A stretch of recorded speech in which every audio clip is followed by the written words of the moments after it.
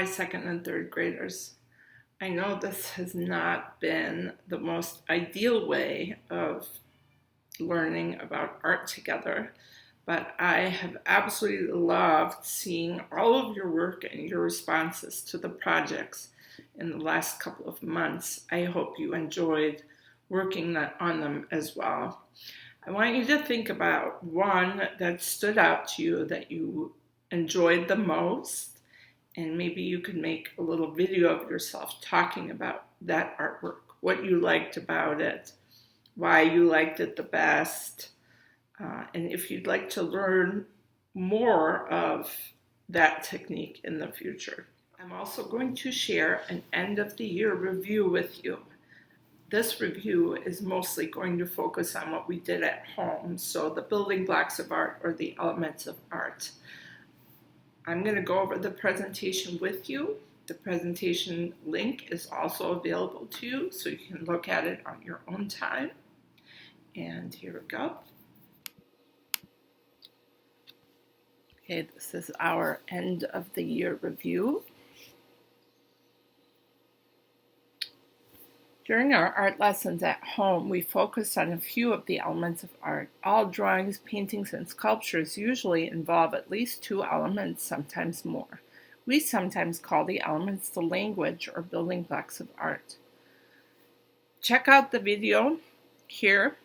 It is a really cool video about the elements of art using claymation. You're going to really love it, so be sure to check that YouTube video out. During the past few months, our lessons have focused on line, shape, texture, and color. Many of the elements work together.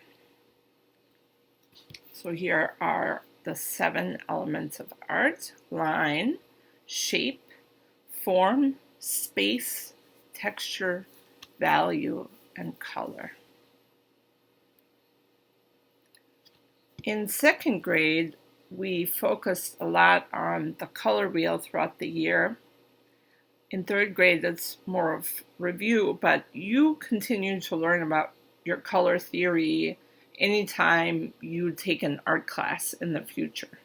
So to review, the complementary colors are the colors that are opposite each other on the color wheel.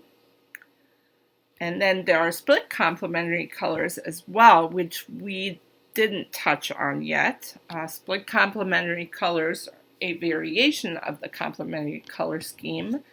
In addition to the base color, it uses the 2 colors next to it as its complement. So here are the complementary colors, and then here are the split complements, and they usually come in sets of 3. So for example, red, and then yellow, green, and blue, green. Or red and violet and yellow, green. We talked about art. Line is one of the most important elements of art. There are so many different types of line. They are used to make shapes and create textures and patterns in art. You use line anytime you make an artwork. Shape. Shapes are enclosed space created by lines. Or they're organic shapes, often seen in nature. They're curvy or blob-like. There's geometric shapes. They're easy to describe, and each type of geometric shape always has the same number of sides. This video shows how lines come together to form shapes. And I always say geometric shapes have names, and they often have corners, and later you're going to learn about geometric shapes in geometry as well.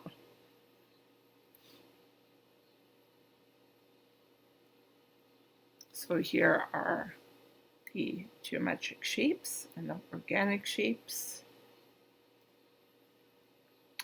Texture is the way an object feels to the touch. There are different kinds of textures in art.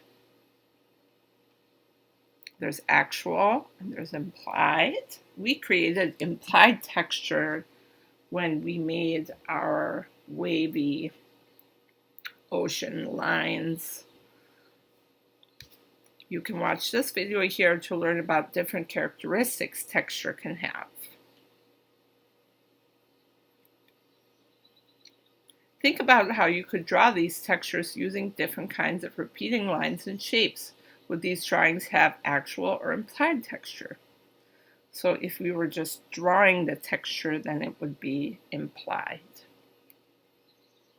Vincent van Gogh's paintings are two-dimensional, which means flat, but they actually have texture because his paint is so thick. This is called impasto. So during the past few months, we have used different methods to create our art than we're used to in the classroom, which I'm sure was challenging. And for me, it was challenging to not have access to the materials we have in the classroom. I bought some additional things, but I also learned to teach with things that I had at home.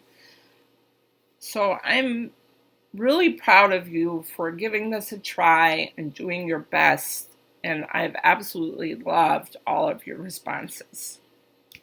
So some of the things we've learned about are found object art, recreating famous art, nature art, and recycled or upcycled art. Here are some fun books that you can look at this summer. I know the Ann Arbor Library has some online resources as well. And of course, you can look at this presentation on your own again.